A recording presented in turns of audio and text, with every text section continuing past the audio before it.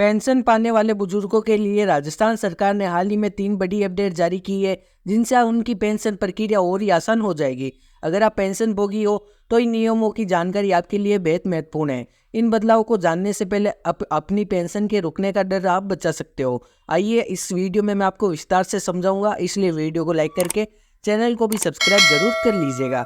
तो दोस्तों, सबसे पहले जीवन प्रमाण पत्र। पेंशन भोगियों के लिए सबसे अहम प्रक्रिया है जीवन प्रमाण पत्र जमा करवाना। सरकार ने जीवन प्रमाण पत्र जमा कराने की अंतिम तिथि 30 नवंबर 2023 तय की है।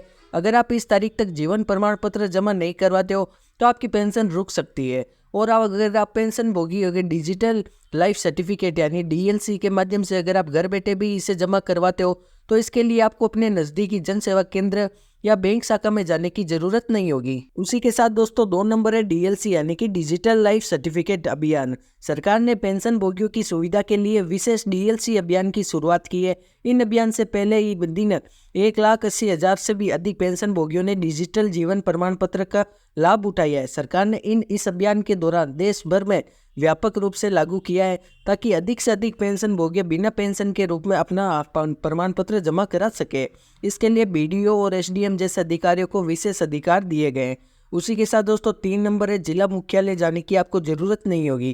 पहले पेंशन भोगियों को अपने जीवन प्रमाण पत्र बनाने के लिए जिला मुख्यालय के चक्कर काटने पड़ते थे, लेकिन अब ऐसा नहीं होगा। सरकार ने नए नियमों के तहत यह सुनिश्चित किया है कि पेंशन भोगी अपने नज़दीकी ब्लॉक ऑफिस में भी जीवन प्रमाण पत्र जमा करवा सकते हो। इसके लिए बीडीओ या एसडीएम को विशेष पावर दी गई है। यह कदम बुजुर्गों पेंशनों के लिए राहत भर साबित होगा, क्योंकि अब उन्हें लंबी दूरी तय करने की कोई भी ज़रूरत नहीं है।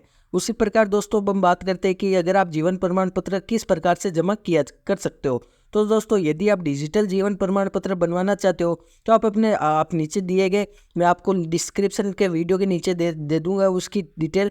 आप वहाँ से जाकर पढ़कर ऑनलाइन कर सकते हो। और वैसे भी मैं आपको बता रहा हूँ, आपका बायोमेट्रिक डिवाइस का उपयोग करके आप जीवन प्रमाण पत्र बना सकते हो, या आप अपने जन सेवा केंद्र यानी कि आप अपने पास ही के ई मित्र पर जाकर भी जीवन प्रमाण पत्र बनवा सकते हो।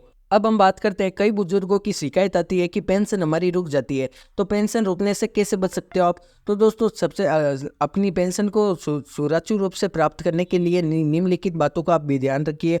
मैंने डिस्क्रिप्शन में भी बता रखा है। तो दोस्तों, 30 नवंबर तक जीवन प्रमाण पत्र अवश्य जमा करवा दें। अगर डिजिटल जीवन प्रमाण पत्र जमा में अगर कोई आपको दिक्कत हो रही है तो नज़दीकी ई मित्र की मदद आप ले सकते हो। और समय समय पर अपनी बैंक खाते की जानकारी अपडेट रखें ताकि पेंशन संबंधित आपको कोई भी परेशानी नहीं हो और आपको हमेशा पेंशन मिल सके।